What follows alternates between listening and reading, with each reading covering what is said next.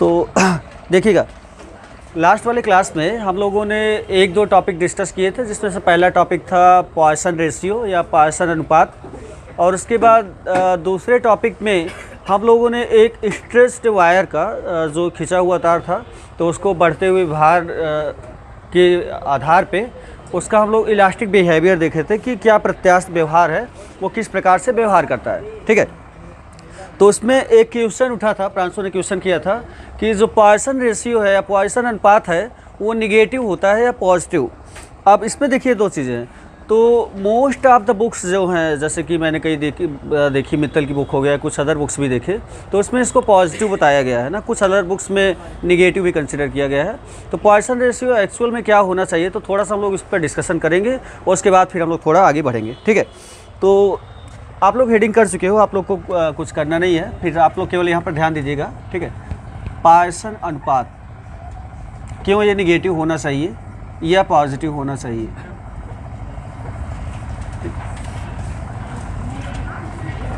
Poisson ratio तो engineering में ये बड़ा इंपॉर्टेंट टॉपिक हो जाता है, इंजीनियरिंग फिजिक्स जब आप पढ़ते हो।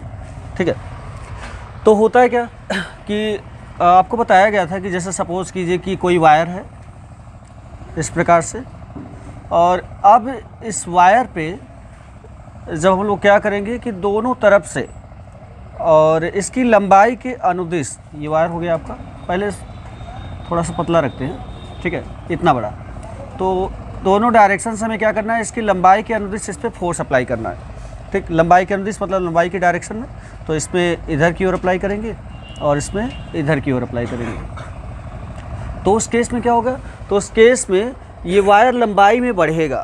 ठीक है, तो इसकी लंबाई बढ़ेगी, तो लंबाई में वृद्धि होगी, लेकिन लंबाई में वृद्धि होने के साथ साथ इसकी चौड़ाई में यानी इसकी मोटाई में कमी होगी।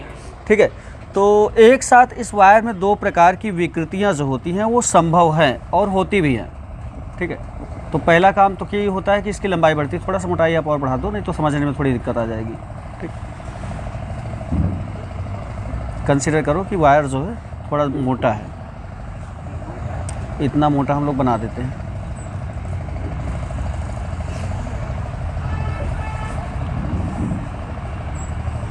फिगर इतना एक्यूरेट नहीं बन पाएगा ना पतला।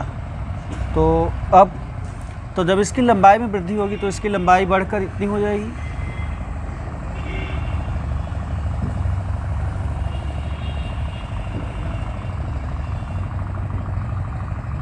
और ठीक उसी समय इसकी मोटाई में कमी हुई है।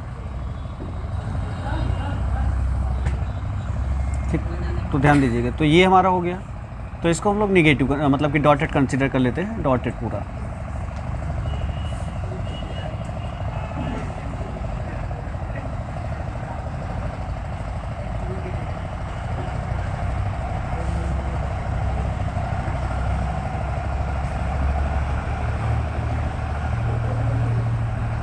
ठीक, अब अगर हम लोग प्रारंभ में लंबाई क्या कंसिडर किए थे, जो स्टार्टिंग लेंथ थी वो कैपिटल एल, ध्यान से देखिएगा, कैपिटल एल।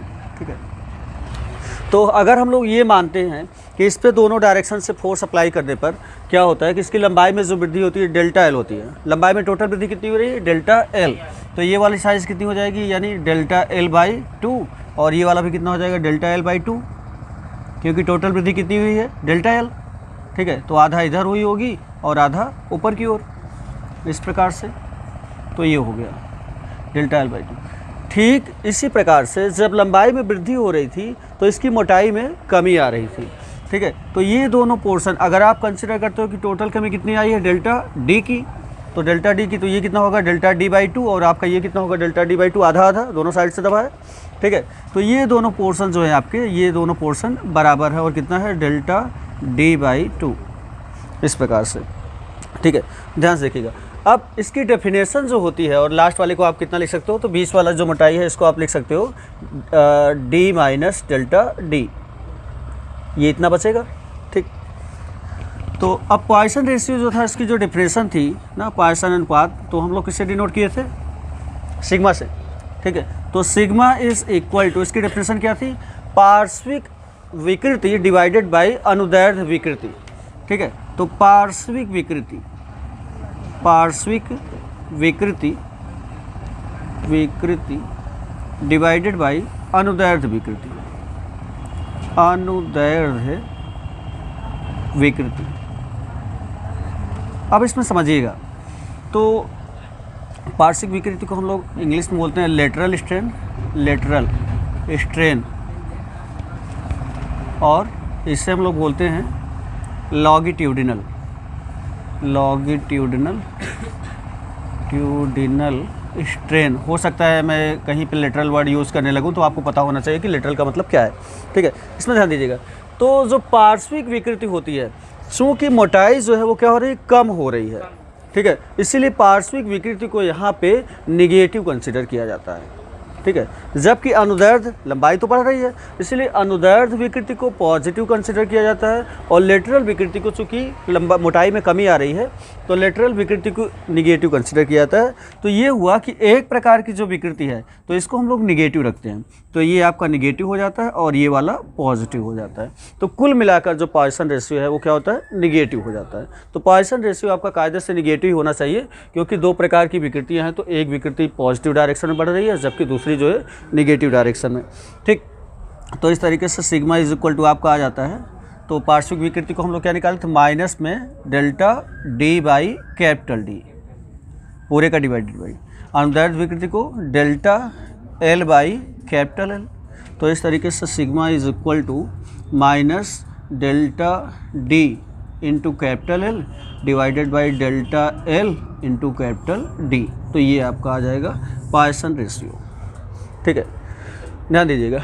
तो आगे भी हम लोगों ने डिस्कस किया था कि जो पॉइसन रेशियो है, पॉइसन अनुपात है, ये केवल दो विकृतियों का अनुपात है, ध्यान दीजिएगा, ठीक है। और पॉइसन रेशियो से अगर कोई व्यक्ति आपसे पूछ लेता है कि पॉइसन रेशियो या जो पॉइसन अनुपात है इसका फिजिकल सिग्निफिकेंस क्या होता है, भौतिक महत्व, तो आप इससे क्या समझते हो, तो भौतिक महत्व से हमें क्या समझना है, तो भौतिक महत्व में बस हमें इतना समझना है कि जब हम किसी वायर की लंबाई में वृद्धि करते हैं तो उस हिसाब से उसकी मोटाई में कितनी कमी होती है, ठीक है। तो पॉइसन रेशियो का भौतिक महत्व क्या है, तो भौतिक महत्व इसका बस इतना है कि किसी वायर की लंबाई में वृद्धि के साथ साथ उसकी मोटाई में कितनी कमी आती है, यानी वायर के में अनुदैर्ध्य विकृति करने पर उसकी पार्श्विक विकृति में क्या अंतर आता है या कितनी कमी आती है, यही होता है आपका पॉइसन अनुपात, ठीक है।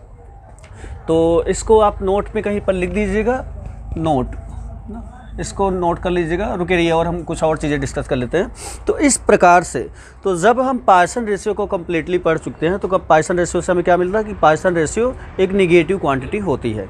निगेटिव इसलिए होती है क्योंकि इसमें जो लेटरल स्ट्रेन है या तो फिर पार्श्विक विकृति है उसमें क्या होता है, ऋणात्मक होती है। अब इसके बेसिस पे, पॉइसन रेशियो के बेसिस पे पदार्थों को हम तीन प्रकार से कैरेक्टराइज कर सकते हैं, तीन प्रकार से बता सकते हैं, ठीक है। तो पहले पदार्थ तो वे ना जिनका पॉइसन रेशियो धनात्मक है, ठीक है। धनात्मक का क्या मतलब, अगर किसी ऑब्जेक्ट पे फोर्स लगाने पर वो लंबाई में बढ़ता है तो उसका पॉइसन रेशियो क्या रहेगा, धनात्मक रहेगा। फॉर एग्जांपल हमारे पास रबड़ है, ठीक है, इसको आप बहुत अच्छे से देखिएगा, इस तरीके से दिखाई दे रहा है, ये क्या है, मोटाई इसकी समझ में आ रही होगी, लेकिन इस पर जब दोनों डायरेक्शन से हम फोर्स अप्लाई करना स्टार्ट करेंगे तो ये पतला हो रहा है, लंबा तो हो रहा है लेकिन लंबा होने के साथ साथ क्या हो रहा है, पतला हो रहा है, ठीक है। तो जैसे ही हम फोर्स रिलीज़ करेंगे तो फिर से ये क्या हो जाएगा, मोटाई इसकी बढ़ गई, ठीक है। तो ऐसे ऑब्जेक्ट ना जिन पर दोनों तरफ से बल लगाने पर इनकी लंबाई में वृद्धि हो और लंबाई में वृद्धि होने के साथ साथ इनकी मोटाई में कमी आए, ठीक है, तो ऐसे जो मटेरियल्स होते हैं या जो ऑब्जेक्ट होते हैं उनका पॉइसन रेशियो क्या होता है, पॉजिटिव होता है, ठीक है। हमें इस नेगेटिव साइन को यहाँ पर नहीं कंसिडर करना है। नेगेटिव साइन तो पॉइसन रेशियो को डिफाइन नहीं करेगा कि आप बताओ कि नेगेटिव साइन का मतलब यहाँ पर इंक्लूड किया जाए कि नहीं, नेगेटिव साइन है वो रहेगा ही, ठीक है, उसको हम नहीं चेंज करने जा रहे हैं। तो पहला क्या हो गया, तो वे ऑब्जेक्ट ना, तो इस बेसिस पे लिख दीजिएगा आप लोग पॉइसन रेशियो का भौतिक महत्व या फिजिकल सिग्निफिकेंस, भौतिक महत्व, ये जरूरी है। फिजिकल सिग्निफिकेंस, हाँ माइनस रहेगा, सिग्निफिकेंस, ठीक है, भौतिक महत्व। तो पॉइसन रेशियो क्या निर्धारित करता है, किसी पदार्थ का, किसी ठोस पदार्थ का, ठोस पदार्थ का पॉइसन अनुपात, पॉइसन अनुपात यह बताता है कि उस पदार्थ की लंबाई में, ठीक है, अनुदैर्ध्य वृद्धि करने पर या लंबाई के अनुदिश बल लगाने पर, ठीक है, लंबाई के अनुदिश बल लगाने पर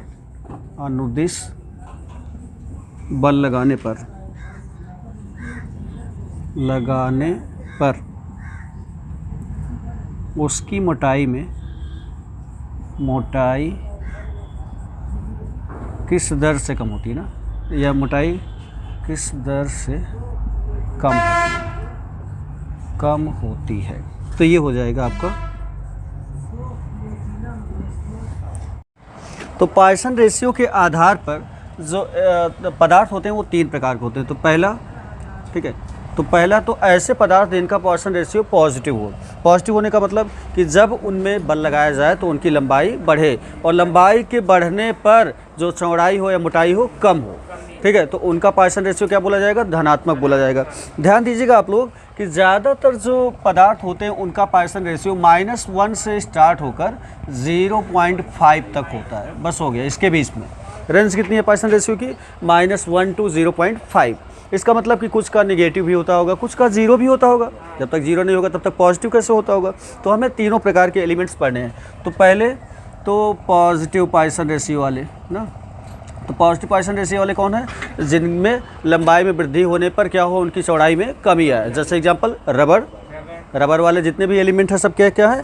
पॉजिटिव पॉइसन रेशियो वाले ना। तो रबर ना, ठीक है, और दूसरा पॉजिटिव के बाद दूसरा ज़ीरो, ठीक है, ऐसे भी जो होंगे ना एलिमेंट जिनका पॉइसन रेशियो 0 होता हो। पॉइसन रेशियो 0 होने का क्या मतलब कि आप उनकी लंबाई को कितना भी बड़ा कर दो, ध्यान से समझना, लंबाई को कितना भी बड़ा कर दो लेकिन उनकी चौड़ाई में कोई फ़र्क ना आए। ऐसे करो क्या हो भी सकता है? क्यों? या तो फिर दूसरे केस में कहो कि आप उस पर कितना भी फोर्स लगा दो ना, छोटा कर दो लेकिन उनके चौड़ाई में कोई फ़र्क ना आए, ठीक है। तो ऐसे भी एलिमेंट हैं जिनका पॉइसन रेशियो कितना होता है? 0 होता है, ठीक है। उनमें आप लंबाई में कितना भी खींचो, कितना भी बल लगाकर खींचो, लेकिन उनकी मोटाई में कोई भी पतलापन नहीं आएगा, या आप उसे कितना भी प्रेस करो, ठीक है, और तो उनकी चौड़ाई में कोई चेंज नहीं आएगा। तो ऐसा जो एक एग्जाम्पल है उसे हम लोग बोलते हैं कॉर्क, ठीक है, कॉर्क। अब जब आप लोग केमिस्ट्री के लैब में जाते होंगे तो केमिस्ट्री के लैब में जितने भी बॉटल्स होंगे सब बॉटल्स में एक अजीब तरीके का ढक्कन टाइप का लगा रहता है, तो उसे बोलते हैं हम लोग कॉर्क। देखिएगा किस तरीके से बना रहता है। तो सपोज़ करिए कि ये आपके पास बॉटल है, बॉटल हमारे हिसाब वाली बनाइएगा, दारू वाली बॉटल नहीं बनाना है, तो केमिस्ट्री में जो रखी रहती है, और इस प्रकार से कैप इसका लगा रहता है, ठीक। तो अब इसमें क्या रहता है? कॉर्क जो लगा रहता है, तो कॉर्क कैसे रहता है साइज में? इस प्रकार से, देखे हो ना, इस प्रकार से जो लगा रहता है इसका कैप बंद करने के लिए। उसकी इसी क्वालिटी के कारण उसे प्रेस करके बहुत तेज़ी से दाब कर इसके अंदर फिट कर सकते हैं।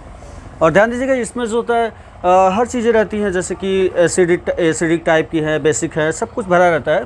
तो लेकिन लैब में जब आप जाओगे तो उसको कुछ इस प्रकार से डिज़ाइन किया जाता है जो कॉर्क रहता है कि इसमें से स्मेल भी बाहर ना जाने पाए, ठीक है।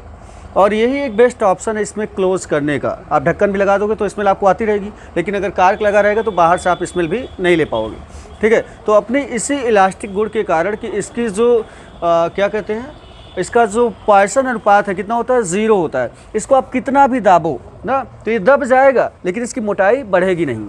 या आप इसे कितना भी खींचो, ये खींच भी जाएगा, लंबा भी हो जाएगा ना, लेकिन इसकी मोटाई कम नहीं होगी, ठीक। तो इसको आराम से इसमें सेट कर दिया जाता है। हाँ, नहीं, कितना भी लंबा नहीं होगा, इसमें बहुत ज़्यादा ये नहीं बड़ा होगा, थोड़ा सा, ठीक है। इसमें चेंजेस जो है, मतलब मैं कितना भी कह रहा हूँ तो उसका मतलब वो टूटेगा नहीं है, तो फिर ऐसा कुछ नहीं होगा। लकड़ी टाइप का आपको ठोस दिखेगा, ठीक है ये, लेकिन इस पर जब आप फोर्स लगाओगे, हाइड्रोलिक प्रेशर वगैरह से भी दबाओगे तो ये दबेगा, लेकिन इसकी मोटाई जो है वो बढ़ेगी नहीं। ठीक है, ध्यान दीजिएगा। तो बड़ा अच्छा एग्जाम्पल है एक तरीके से। तो इसको आप लोग देख लेंगे कहाँ, लैब में। अगर लैब में जाएंगे तो नसीब होगा तब, नहीं तो फिर कुछ तो ऐसे है जो लैब को देखते भी नहीं। तो ये होता है कॉर्क, हम लोग को बताया जाता था और आज मैं बता रहा हूँ कि कॉर्क का यूज़, कॉर्क किस तरीके से यूज़ किया जाता है। तो इसका पार्सन रेशियो क्या होता है, 0 होता है, ठीक है। तीसरा, तो कुछ ऐसे भी एलिमेंट होंगे, ध्यान दीजिएगा, ठीक। तो कुछ ऐसे भी एलिमेंट होंगे जिनका पार्सन रेशियो निगेटिव होगा। निगेटिव होने का क्या मतलब कि अगर उनको खींचा जाए तो उनकी मोटाई बढ़ेगी। ये तो आप लोग कहोगे ठीक था, यहाँ तक तो कुछ समझ लिए। अब तो आप एकदम से कंफ्यूज कर रहे हो कि खींचने पे मोटाई बढ़ भी सकती है, क्यों ना। तो ऐसे भी एलिमेंट्स जो हैं, लेकिन वो इंजीनियरिंग में बहुत ज़्यादा यूज़ किए जाते हैं और डेली लाइफ में कहीं भी देखे नहीं गए हैं, सिवाय एक जो होता है आपके पास मधुमक्खी का छत्ता, देखे हो ना आप लोग। तो मधुमक्खी का छत्ता जो होता है, उसका जो मोम होता है, उसको खींचने पर कुछ इस प्रकार से चीज़ें जो है वो सामने आती हैं। तो उनको जब खींचा जाता है तो उनकी स्पेसिंग जो है वो बढ़ती है, मोटाई बढ़ती है। ये तो कई सारे अन्य तरीके के आप एग्जाम्पल के तौर पर देख सकते हो कि जो कागज़ की डिज़ाइंस वगैरह बनाई जाती हैं। तो मतलब ये कहने का मतलब, मेरा समझना पहले, मैं ये आपको समझा रहा हूँ कि किस तरीके से किसी एलिमेंट को ऐसा देखा जाए कि उसको खींचो लंबाई में तो उसकी मोटाई बढ़े ना। तो कागज़ वाले कुछ गुलदस्ते आते हैं, इस तरीके से उनको खींचना जाता है तो मोटे हो जाते हैं। तो उसी प्रकार से होगा, लेकिन वो कागज़ पर हम लोग नहीं अप्लाई करना है। हम लोग को कहाँ देखना है कि क्या कोई मटेरियल इस प्रकार से है, ठीक है। तो इस मटेरियल का जो एग्जाम्पल नाम है वो क्या है आपका, फोम के अलावा क्या था, मैंने एक एग्जाम्पल देखा था, हाँ, पॉलीमर का फोम, ठीक है। तो ये इसका क्या होगा, निगेटिव पॉइसन रेशियो ना। निगेटिव पॉइसन रेशियो में क्या हो जाएगा, पॉलीमर का फोम, पॉलीमर फोम, इसीलिए मैंने बात की थी, ठीक है। तो पॉलीमर का फोम एक तरीके से क्या है, उसका पॉइसन रेशियो क्या होता है, निगेटिव होता है। मतलब उसको जब आप खींचेंगे तो उसकी मोटाई बढ़ेगी। तो इस तरीके से तीनों ये जो एग्जाम्पल्स हैं, बड़े एग्जाम्पल मतलब कि मोस्ट एग्जाम्पल्स हैं, नोट कर लीजिए आप लोग तीनों ना। इतना सारा कुछ हमें पॉइसन रेशियो में देखना था। देखिए नेक्स्ट सेटिंग कर लीजिएगा आप लोग। क्या था, खींचे हुए तार को ठंडा करने में दो दृढ़ आधारों के बीच, ठीक है, दृढ़ आधार, अभी भी मुझे हिंदी लिखने में प्रॉब्लम होती है, आधारों के बीच खींचे हुए तार को ठंडा करने में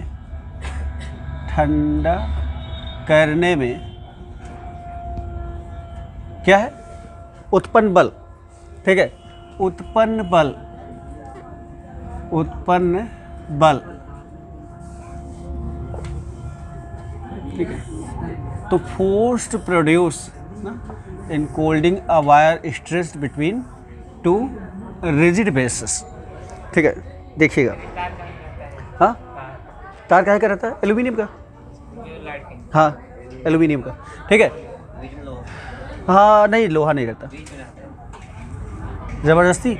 देखो, तो है क्या, आप कंसिडर कीजिए कि जैसे कि इसको हम लोग इस तरीके से कंसिडर करते हैं, गर्मियों के समय में आप लोग या तो देखते हो कि जो वायर्स बंधे रहते हैं इलेक्ट्रिसिटी वाले। तो अगर आपसे क्वेश्चन पूछा जाता है कि इलेक्ट्रिसिटी वाले वायर को गर्मियों में लगाना आसान होगा या ठंडियों में लगाना आसान होगा, मतलब आसान होगा, या इस प्रकार का क्वेश्चन पूछा जाए कि जब इलेक्ट्रिसिटी वाले वायर लगाए जाते हैं तो किस प्रकार की कंडीशन में लगाए जाते हैं, वेदर क्या होता है, तो उसमें आप बता रहे हो कि गर्मी में लगाए जाते हैं क्योंकि खेत और खाली रहते हैं, आग लगने के चांसेस कम रहते हैं। तो उसके पीछे की फिजिक्स क्या है ना, फिजिक्स क्या होनी चाहिए, ठीक है। तो होता है क्या है कि गर्मियों में जो इस तरीके से जो लंबाई वाली चीज़ें होती हैं ना, लोहे की चीज़ें, तो उनमें रेखी प्रसार होता है, मतलब गर्मियों में लोहा कुछ बढ़ता है, ठीक है। तो इसीलिए अगर आपने क्या किया कि वायर को खूब स्ट्रेच करके, क्योंकि जब भी आप वायर को लगाओगे तो खींच कर लगाओगे, ढीला थोड़ी लगाओगे, तो जब वायर को खूब स्ट्रेच करके खींच के आप एक खंभे से दूसरे खंभे में बांध दोगे गर्मी के समय में, और जब ठंडी आएगी, ठीक है, तो रेखी प्रसार जो गर्मियों में हुआ था वो क्या होगा, ठंडी में तार सिकुड़ेगा, और जब तार सिकुड़ेगा तो क्या हो जाएगा, तार टूट जाएगा, ठीक है। तो इसीलिए जितने भी वायर होते हैं उनको ठंडी के समय में खूब खींच कर बांधा जाता है, ठीक है, ताकि गर्मी जब आएगी तो उनमें एक्सपेंशन होगा तो वो ढीले हो जाएंगे, लेकिन वो टूटेंगे नहीं। तो जब भी लगाया जाता है, अगर नई एक तरीके से वायरिंग करनी हो तो वो ठंडी में लगाई जाएगी, और वो लोग ये नहीं देखते कि खेत खाली है कि नहीं खाली है, ठीक है। और हाँ, ज़रूर देखते हैं मतलब कि गवर्नमेंट किस तरीके से मुआवजा दे सकती है या नहीं दे सकती, तो अलग बात है। तो यहाँ पर भी हम लोग वही करने जा रहे हैं कि दो दृढ़ आधारों के बीच कसा हुआ तार है और उसे हम ठंडा करने जा रहे हैं ना। ध्यान दीजिए कि कंसेप्ट कहाँ से आया ठंडा करने का, क्योंकि जो वायर्स हैं उनमें क्या होगा, थर्मल एक्सपेंशन यानी रेखीय प्रसार होगा, और इस प्रकार से जब उसे ठंडा करेंगे तो तार क्या करेगा, सिकुड़ेगा, लंबाई में छोटा होगा। मतलब कुल मिलाकर वो क्या करेगा, आधारों पे एक फोर्स अप्लाई करेगा। जैसे आप कंसिडर करो कि एक दृढ़ आधार ये है और दूसरा दृढ़ जो आधार ये है, और इसके बीच में हम लोग क्या किए, एक वायर बांधे हैं। ठीक है। तो जब तार क्या होगा, ठंडा होगा, तो इन पर एक फोर्स अप्लाई करेगा, आधार पे इधर की ओर और ये वाला इधर की ओर ना, दोनों आधारों पे कस के फोर्स अप्लाई होगा। तो होता है क्या, तो इसके लिए हम लोग मान लेते हैं, लिखते जाइएगा आप लोग। तो माना ना लंबाई कैपिटल एल व अनुप्रस्थ काट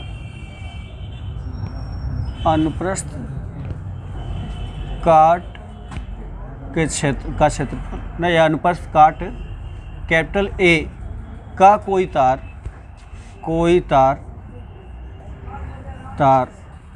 दो दृढ़ आधारों के बीच कसा है, आधारों के बीच कसा है। ठीक है, फुल स्टॉप। माना तार की लंबाई या ठंडा करने पर ना, माना तार को ठंडा करने पर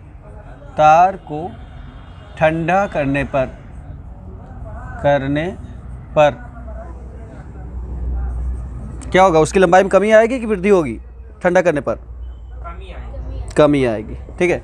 माना तार को ठंडा करने पर उसकी लंबाई में डेल्टा एल की कमी होती है।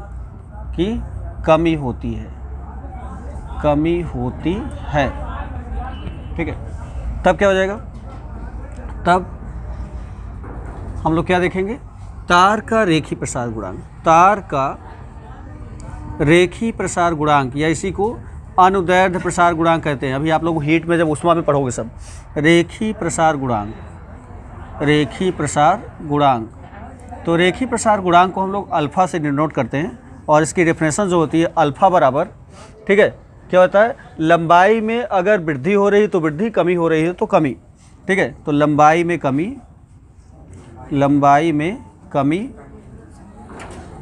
बटे प्रारंभिक लंबाई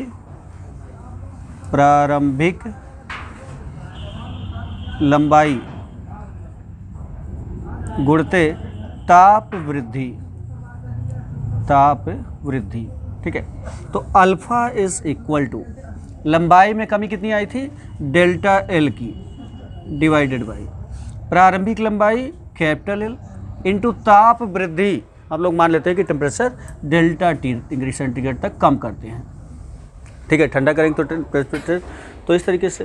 तो क्या हो गया आपका, तो जब यहाँ से क्रॉस मल्टीप्लिकेशन करके इसे सॉल्व करोगे, इसमें आ रहा है, अभी आएगा और ठीक है। तो इसको जब क्रॉस मल्टीप्लिकेशन करके सॉल्व करेंगे तो क्या आ जाएगा आपका, delta L is equal to alpha into capital L into delta T. ठीक है। डिग्री सेंटीग्रेड है, मात्रक लिखने की जरूरत नहीं है। ठीक। तो ये हो गया। तो यहाँ से ध्यान दीजिएगा, यहाँ से जब हम लोग आगे सॉल्व करेंगे,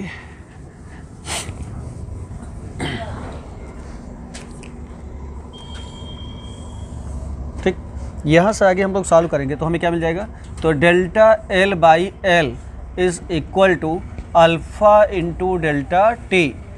तो डेल्टा एल बाई एल क्या है, अनुदैर्ध्य विकृति। डेल्टा एल बाई एल हमारा क्या होता है, अनुदैर्ध्य विकृति। तो इसको हम लिख देंगे, क्या है आपका, अनुदैर्ध्य विकृति।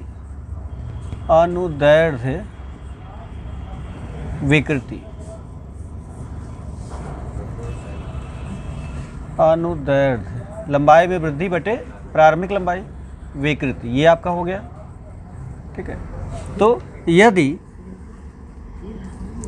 तार का, ध्यान दीजिएगा, तार का यंग प्रत्यास्था गुणांक, तार का ना करके तार के पदार्थ का, यदि तार के पदार्थ का यंग प्रत्यास्था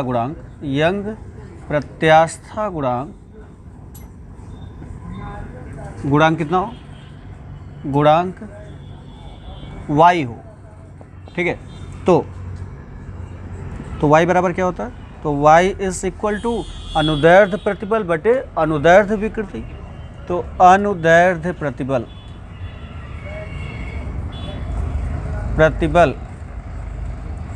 डिवाइडेड बाई अनुदैर्ध्य विकृति, अनुदैर्ध्य विकृति, ठीक है। तो y इज इक्वल टू अनुदैर्ध्य प्रतिबल कितना होता है, F/A, ठीक है। तो इस प्रकार से लिखिए थोड़ा स्पेस करके। तो y इज इक्वल टू अनुदैर्ध्य प्रतिबल यानी F/A और पूरे का डिवाइडेड बाई अनुदैर्ध्य विकृति, आप लोग कितना निकाले हो, अल्फा इंटू डेल्टा टी, ठीक है। तो अल्फा इंटू डेल्टा टी। तो इस प्रकार से यहाँ से कितना आ जाएगा, तो इसे हम लोग आगे लिख पाएंगे, क्या हो जाएगा, तो y is equal to F upon, तो इसके अंश हर नहीं है यानी 1 होगा, तो ये सबसे ऊपर और ये वाला इसके साथ। तो alpha is equal to F/A into क्या हो जाएगा, अल्फ़ा डेल्टा टी। ये तो हमें बल निकालना था, तो F is equal to YA alpha into delta T.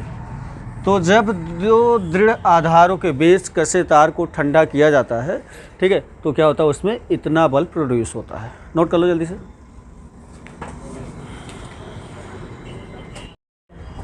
ठीक है, तो किसी तार को खींचने में किया गया कार्य, work done in stressing a wire. तो कोई वायर है और उस पर हम लोग क्या करते हैं कि ना वायर को खींचना है आपको, तो वायर को क्या करिए, एक फिक्स्ड बेस से अटैच कर दीजिए। तो ये आपका फिक्स्ड बेस हो गया, और उसके बाद जो भी वायर है, तो इस वायर पे एक डायरेक्शन से आप फोर्स अप्लाई कीजिए, तो ये क्या करेगा, खींच जाएगा। तो फोर्स कैसे लगाना है हमें, फोर्स इसकी लंबाई के अनुदिश लगाना है, ठीक है।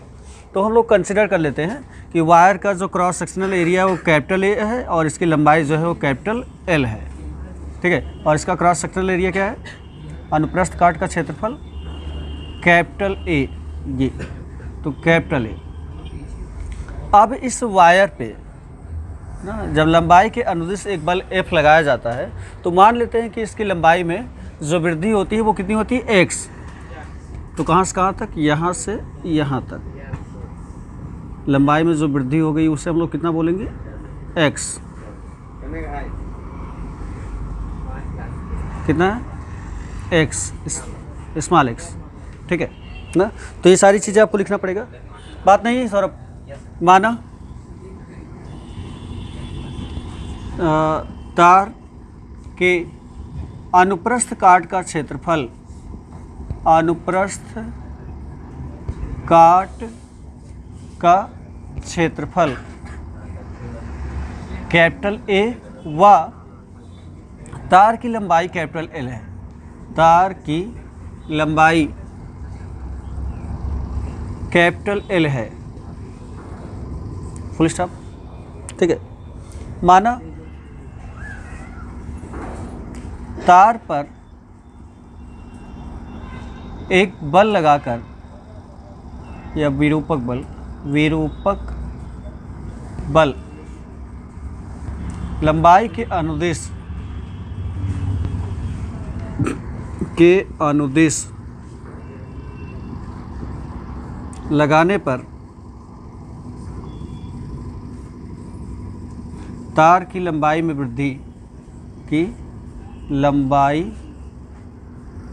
वृद्धि, कितनी है, स्मॉल x है, ठीक है।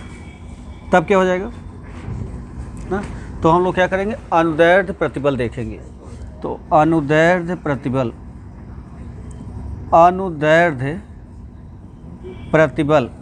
कितना हो जाएगा, अनुदैर्ध्य प्रतिबल F/A F/A, और क्या, अनुदैर्ध्य विकृति,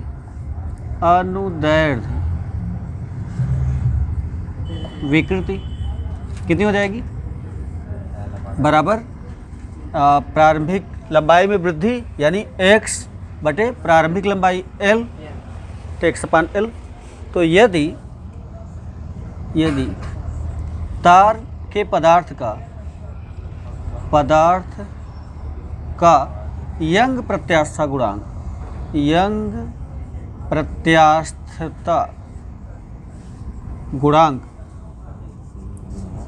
गुणांक y हो, ठीक है, तो ठीक है क्या हो जाएगा, तो जब यंग प्रत्यास्थता गुणांक y होगा तो y बराबर क्या होता है हमारे पास, y is equal to longitudinal stress divided by longitudinal strain.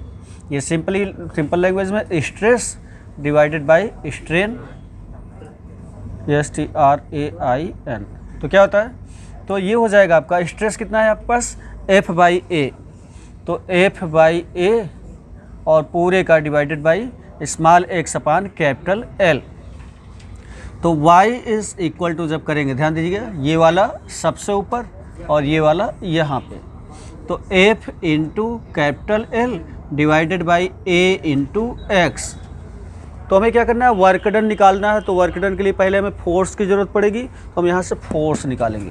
तो F इज इक्वल टू क्या आ जाएगा, तो F is equal to YAX divided by L, ये आ गया, ठीक है। तो जब आपके पास फोर्स आ गया ना, तो अब हम इस x में और सोर्स में विस्थापन करेंगे ना? नोट कर लीजिए, इतना रब करें।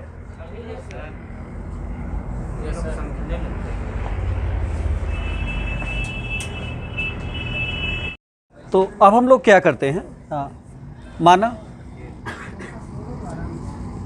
तार की लंबाई में सूक्ष्म वृद्धि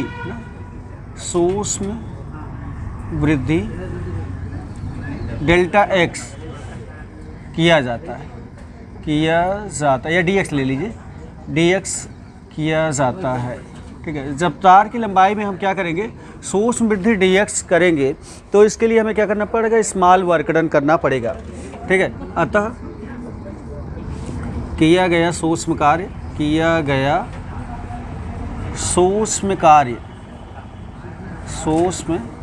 कितना हो जाएगा, ध्यान देखिएगा। तो कार्य dW इज इक्वल टू, कार्य बराबर F इंटू dx, और F की वैल्यू ये पूरी है। तो dW is equal to F की जगह पे YAX divided by L into dx, ठीक है। तो सूक्ष्म वृद्धि करने में जो वर्क डन है सूक्ष्म है, अतः हम इस पूरे वायर को क्या करते हैं, x बराबर 0 से x बराबर L तक क्या करते हैं, बढ़ा देते हैं। यानी कि यहाँ तक पूरी वृद्धि करने में हम देखेंगे कि कितना कार्य करना पड़ेगा,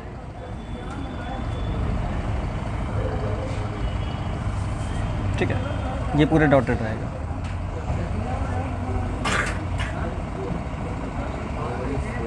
ठीक। अतः क्या हो जाएगा, अतः तार को x बराबर 0 से x बराबर L तक विस्थापित करने में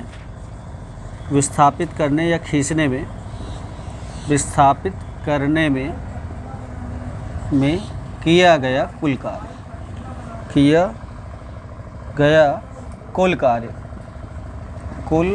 कार्य। तो जब हम लोग कुल कार्य की बात करेंगे, टोटल फोर्स की, तो W, ठीक है। जब स्मॉल की करेंगे तो DW, टोटल की करेंगे तो W। कहाँ से कहाँ तक, इंटीग्रेशन कहाँ से कहाँ तक, x बराबर 0 से x बराबर L तक, ठीक है। और किसका, स्मॉल यानी कि DW का, तो DW ना हो गया। वैल्यूज पुट कर दीजिए। तो फिगर इरेज कर दे रहा, अब इसकी ज़रूरत है नहीं आपको। कितना आएगा, तो जब यहाँ पे करेंगे तो W इज़ इक्वल टू क्या हो जाएगा, इंटीग्रेशन 0 से L तक, किसका, DW की वैल्यू पुट कर दीजिए। तो YAX divided by capital L into dx। तो W इज़ इक्वल टू, इसमें जो x वाला टर्म है वो बचेगा, बाकी सब बाहर आ जाएगा। ठीक है। तो Y A divided by capital L, बाहर इंटीग्रेशन 0 से एल तक x इंटू डी एक्स। तो जब x का dx के रिस्पेक्ट में समाकलन करेंगे तो क्या हो जाएगा, क्या हो जाएगा, एक्स स्क्वायर बाई 2। ठीक है। तो w is equal to Y A divided by L और x का dx के रिस्पेक्ट में एक्स स्क्वायर बाई 2, और लिमिट अप्लाई हो जाएगी कहाँ से कहाँ तक, 0 से l तक। ठीक है।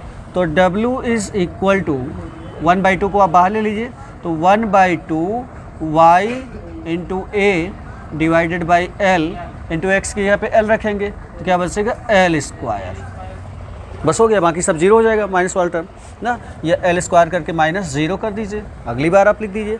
तो w इज इक्वल टू आपके पास आ जाएगा 1/2 y a into L square. ठीक है, ध्यान दीजिएगा, इसको हम अपने हिसाब से सेट करने की कोशिश करते हैं, बहुत अच्छा समझिएगा।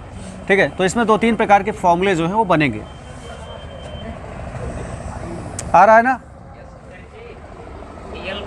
वाई ए, अच्छा, डिवाइडेड बाई कैपिटल एल ना, ये है। ठीक है, ध्यान से देखिएगा। तो क्या करते हैं हम लोग, तो यहाँ पे एल स्क्वायर है, तो एल स्क्वायर है तो इसको लिख सकते हैं w इज इक्वल टू, ध्यान से देखना, 1/2 इंटू वाई और एल को एक साथ लेते हैं। ठीक है। तो y इंटू स्मॉल एल बटे कैपिटल एल, इसको एक साथ ले लिए, y को लिए, एक स्मॉल एल को लिए और कैपिटल एल को। अभी बचा क्या है, एक एल बचा है, एक एल बचा है और ए बचा है। ठीक है। तो इसमें क्या करते हैं, स्मॉल एल और ए बचा है, इसमें हम लोग कैपिटल एल का गुणा करते हैं और कैपिटल एल से डिवाइड करते हैं। ठीक है। तो जब इस प्रकार से करेंगे तो ये कितना हो जाएगा आपका, l/a विकृति हो जाएगा आपका, और a इंटू एल, देखिएगा। तो w इज इक्वल टू 1/2, ध्यान से देखिएगा, 1/2 into Y into L divided by capital L, ये हो गया एक ब्रैकेट में। दूसरे ब्रैकेट में क्या हो गया, स्मॉल एल बटे कैपिटल एल, और तीसरे ब्रैकेट में क्या बचा, ए और एल, तो ए इंटू एल। ए इंटू एल आपका क्या है, तो ए आपका क्या है, क्षेत्रफल, और इंटू एल, तो जब क्षेत्रफल को लंबाई में गुणा किया जाता है तो ये आपका क्या मिलता है, आयतन। ठीक है। क्षेत्रफल का जब लंबाई में गुणा कर दिया जाता है तो आयतन हो जाता है, तो ये आपका क्या हो गया, आयतन हो गया। ठीक है। और अगर हम तार के प्रति एकांक क्षेत्रफल में होने वाले ऊर्जा वृद्धि को, इस कार्य के कारण ना, जो कार्य किया जा रहा है तो उसके कारण उसके क्या हो जाएगा, उसमें एक प्रकार की ऊर्जा संचित हो जाएगी अणुओं के बीच विस्थापन के कारण, और यही ऊर्जा उसमें स्टोर रहेगी। ठीक है। तो तार के प्रति एकांक आयतन, एकांक आयतन में संचित ऊर्जा और इसी स्टोर्ड एनर्जी को संचित ऊर्जा ना क्या हम कहते हैं, अथवा ऊर्जा घनत्व। ठीक है, क्या हो जाएगा, तो प्रति एकांक आयतन की जो ऊर्जा होती है उसे ऊर्जा घनत्व बोला जाता है। तो स्मॉल यू, तो small U is equal to कितना आ गया, तो ये आएगा 1/2, ठीक है, वाई इंटू स्मॉल एल बटे capital L into small L बटे कैपिटल एल। एल को छोड़ दिए, क्यों, क्योंकि इसे क्या लिख दिए, प्रति एकांक आयतन, मतलब इसकी जगह पे एक, इसकी जगह पे एक रख दिए, प्रति एकांक का मतलब एल की जगह पे एक रख दिया गया, तो ये आपका केवल बचा। और इससे हम कितना लिख सकते हैं, ठीक है, तो मैं इधर रख कर दूँ, अच्छा कुछ नहीं करना है, देख लीजिए यहाँ पे, तो ये आपके पास फॉर्मूला क्या बचेगा, तो फॉर्मूला बचेगा प्रति एकांक आयतन की जो ऊर्जा घनत्व, तो U is equal to 1/2 into Y into small L. Y क्या है, यंग प्रत्यास्थ गुणांक, और स्मॉल एल बटे कैपिटल एल क्या है, अनुदैर्ध्य विकृति। ठीक है, तो ध्यान से समझना, तो y बराबर क्या होता है, अनुदैर्ध्य प्रतिबल ना, यानी स्ट्रेस, और डिवाइडेड बाई अनुदैर्ध्य विकृति, स्ट्रेन। तो जब क्रॉस मल्टीप्लिकेशन करोगे, ये इसके साथ मल्टीप्लाई में हो रहा था, तो यंग प्रत्यास्थ गुणांक गुणते विकृति बराबर क्या आ जाएगा, प्रतिबल। ठीक है, वाई यंग प्रत्यास्थ गुणांक, यल बटे यल क्या है, विकृति। तो यंग प्रत्यास्थ गुणांक और विकृति के गुणनफल को प्रतिबल कहा जाता है। तो U is equal to 1/2 into प्रतिबल गुणते, ये तो क्या है जानते ही हो, विकृति। ये अनुदैर्ध्य प्रतिबल गुणते अनुदैर्ध्य विकृति, ये आपके पास फॉर्मूला आ गया, नोट कर लो।